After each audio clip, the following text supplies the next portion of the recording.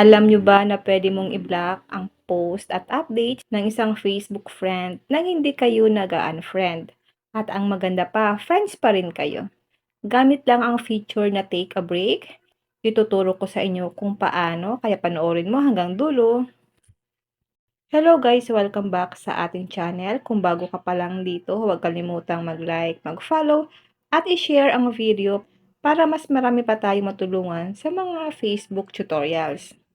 Buksan lang natin ang Facebook app. At dito, tap natin ang search. At i-search po natin yung taong gusto mong limitahan. Halimbawa guys, ito. Ayan guys, makikita nyo po na friends kami. Tap lang natin ang friends. Piliin ang take a break. Makikita mo ang iba't ibang options. Una, pwede mong piliin ang see list of Alfredo's profile para mabawasan ang paglabas ng kanyang mga post sa inyong newsfeed. Tap lang natin ito. At dito, piliin natin ang limit where you see Alfredo's profile. You won't see his post in feed or be prompted to message him or tag him in photo. So, piliin po natin guys ang limit. So, hindi po guys lalabas sa ating newsfeed once na nag-post siya sa kanyang Facebook. And then, itap nyo po ang save. Pangalawa, sa limit what Alfredo's will see, maaari mong itago ang mga future posts mo sa kanya. Hindi niya makikita ang mga bagong public o friends, only post mo. Maliban na lang kung itag mo siya. So, dito guys, piliin natin ang hide your post from Alfredo's. So, ma-hide po yung mga post mo sa kanya.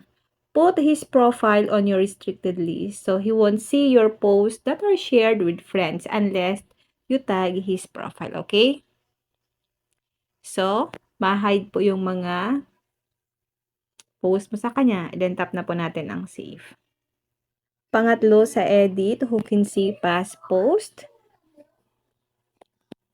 Maaari mong limitahan ang mga dati nyong shared post at tag photos para hindi na ito madaling makita. So, pwede nyo po itong piliin dito. Then, itap nyo po ang save.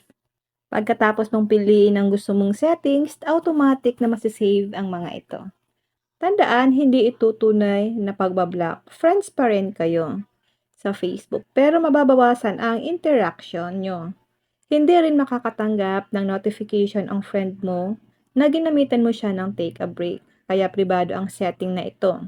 At ganun lang kadali gamitin ang take a break para malimit ang interaction sa isang Facebook friend nang hindi kayo nag-unfriend. Kung nakatulong ang video na ito, huwag kalimutang i-like, i-share at i-follow ang page para sa mas marami pang Facebook tips at tutorials. Maraming salamat sa panonood at magkita-kita tayo sa susunod na video.